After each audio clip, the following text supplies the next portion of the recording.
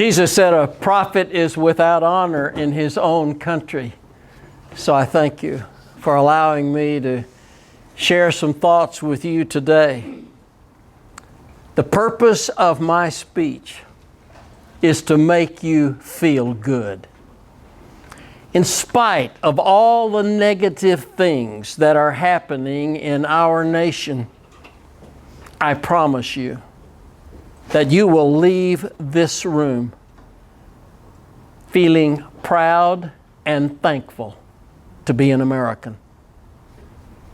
It was just last April, the 28th to be exact, that I received notice that I had been selected to participate in a Veterans Honor Flight to Washington, D.C. on June the 9th and 10th.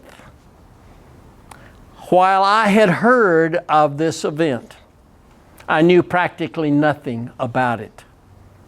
But I received a phone call from a veteran who had been on one of these flights, and he assured me that my life would never be the same.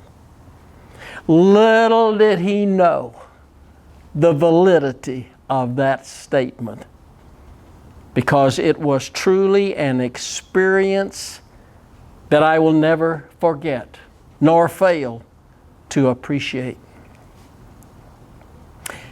It never occurred to me that I might be a hero.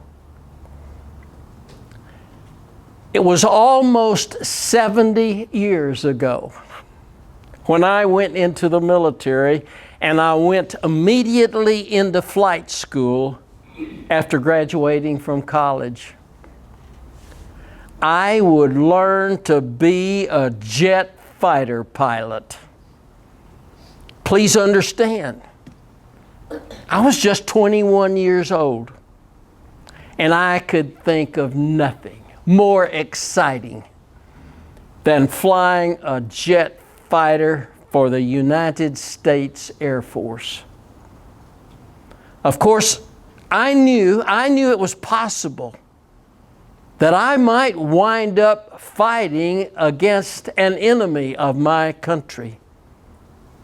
But still, in the Air Force, for me, it was more like going to Disneyland, not fighting a war, nor being some kind of hero. When I think of heroes, I think of men like Audie Murphy, the most decorated soldier in World War II. It took Audie Murphy almost 8 months just to get into the Army. And then his sister had to lie about his age for him to be accepted. He was born in Kingston, Texas. He was raised on a sharecropper farm over near Greenville. He was 5'5" tall. He weighed 112 pounds. He killed more than 250 Germans. He captured over 100 by himself. He was an absolute terror on the battlefield.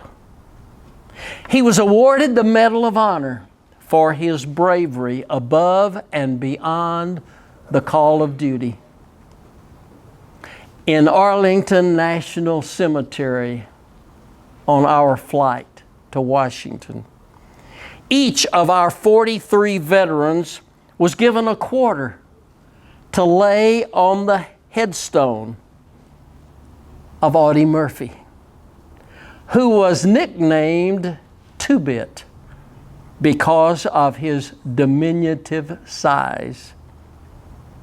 As you might imagine, his gravestone was the exact size of all of the other 400,000 gravestones at Arlington. And you had to search to find it. Now, we have had thousands of soldiers who have been heroes without accomplishing 1/10 of what Audie Murphy accomplished. But I never came close to having to be brave when I was in the service. I never even thought about being a hero. However, on the Veterans Honor Flight, I found myself with 42 other veterans, many of whom were actually heroes and had fought our enemy in the trenches. I found myself on this honor flight being treated as a hero. It took me several hours to accept it and not to be uneasy about it. It was the atmosphere of the two-day event that finally put me at ease. On our trip to Washington, there were 43 veterans from all branches of the service, and each veteran had to have a caregiver to make certain that the veteran never had to do anything for himself on the trip. We did not lift our own bags.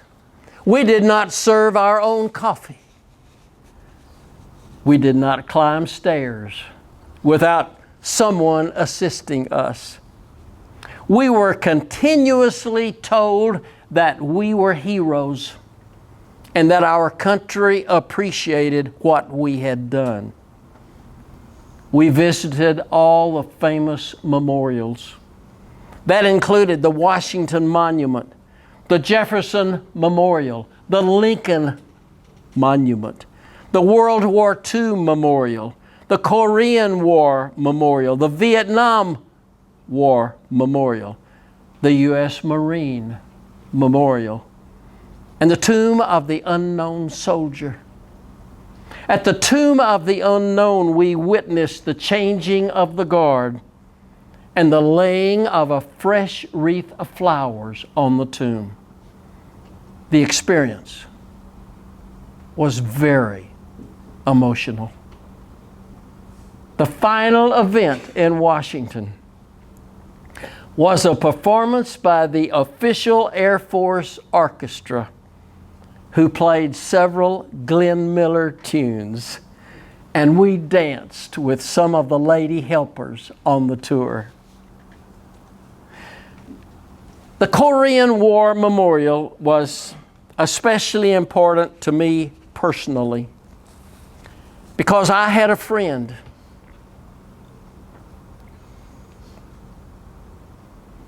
who was killed by a communist sniper on a frozen hill in North Korea. His name was Billy Earl Holiday. It was very important to me to find his name on the wall of those Americans killed in Korea.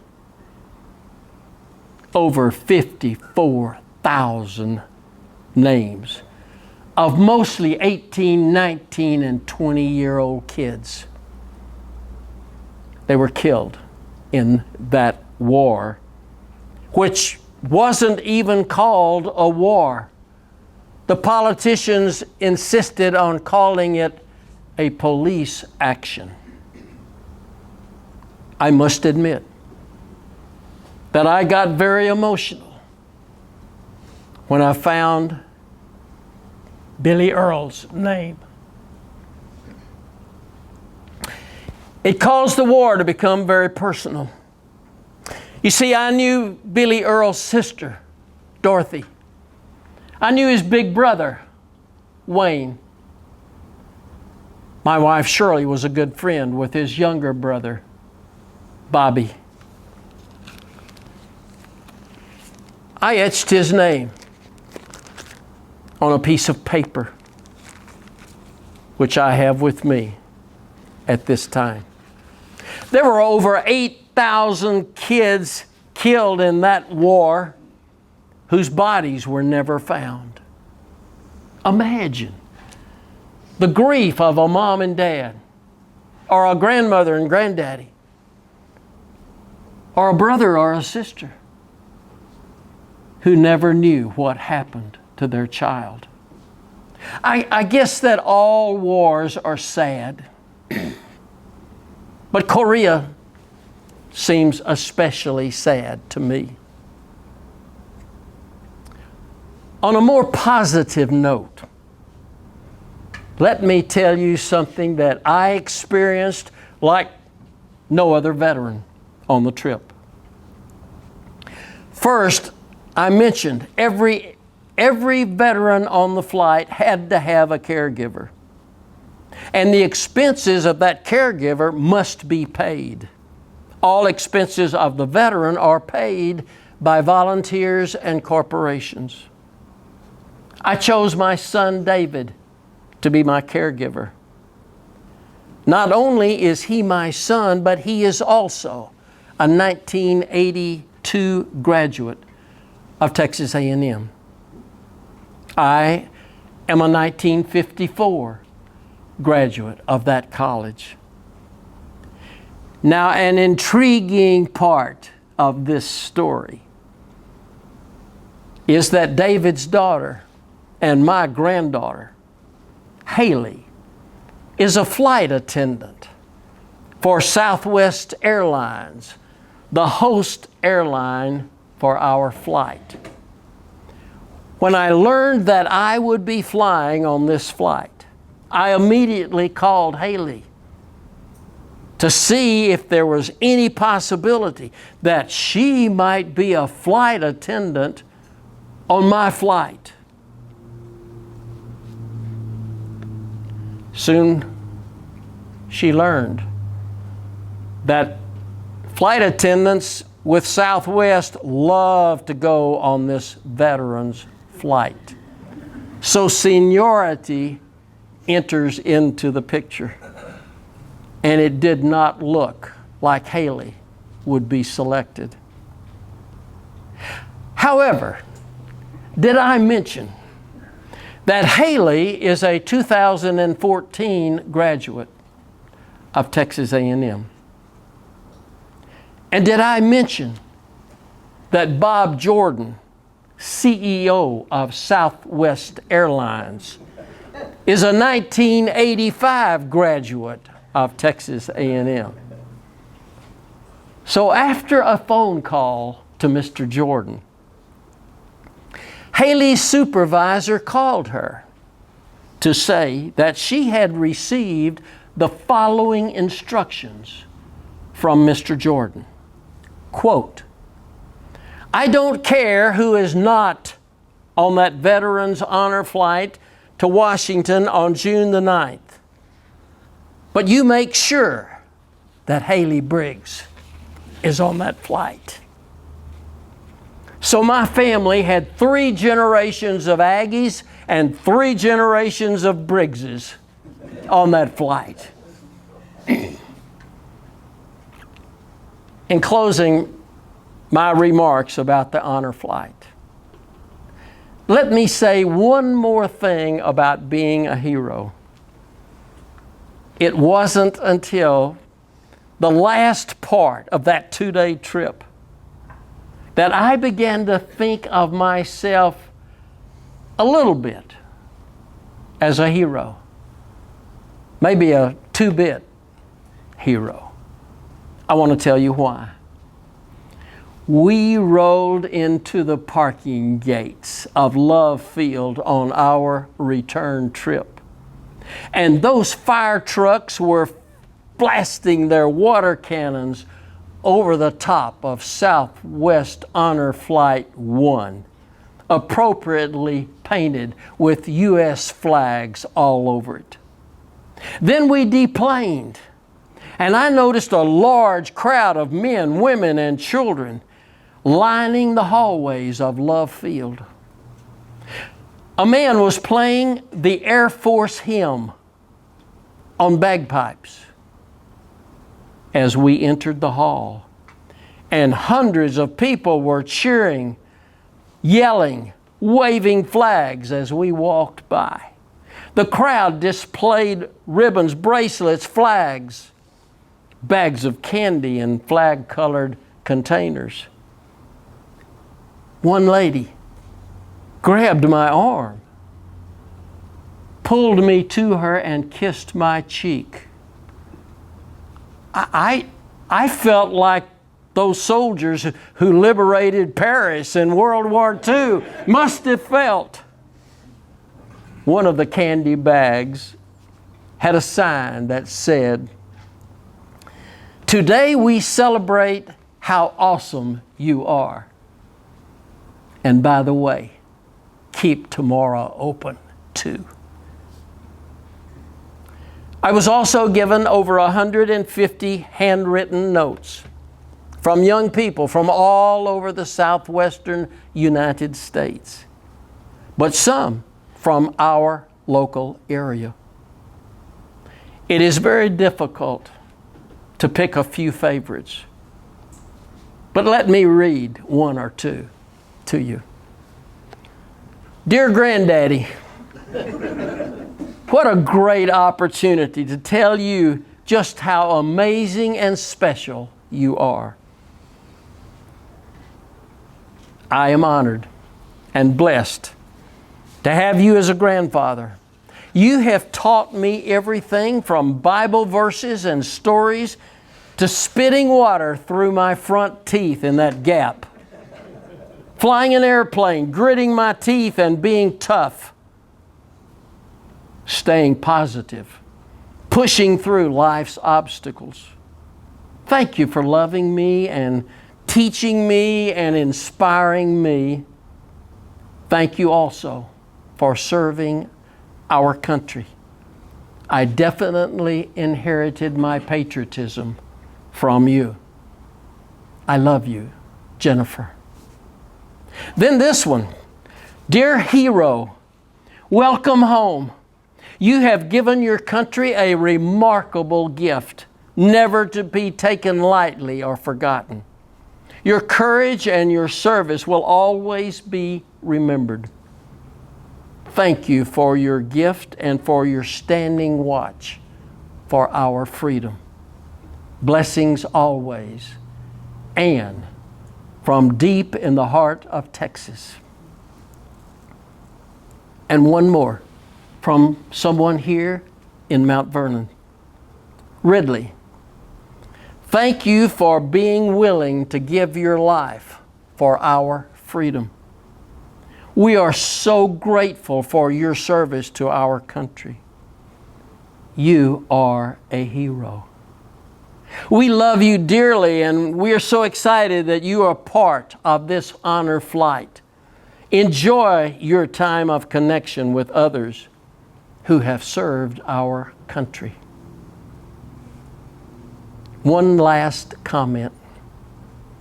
My son David and I were at the magnificent World War II memorial when a nice-looking man came walking up to me and asked if he could have his picture made with me.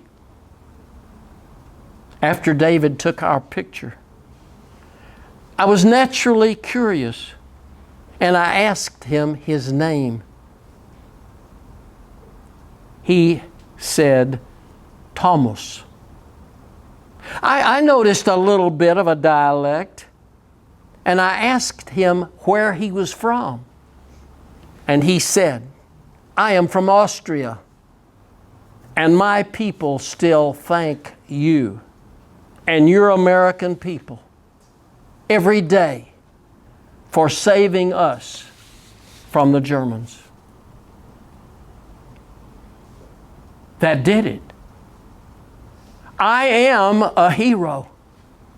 Not the Audie Murphy type. Rather, to the Jennifers and the Thomases, I represent the thousands of Americans who have either fought for them and their freedom, or who were trained and ready to even die for that freedom. I was barely alive when the Germans invaded Austria. But had I been 21 years old, I would have gladly gone there in my jet fighter to rid Thomas's country of the Nazi regime. I am now at ease with my new title of hero. Not for what I did or didn't do, but for what I represent. The good, decent, caring, freedom-loving people of the United States of America. God bless you.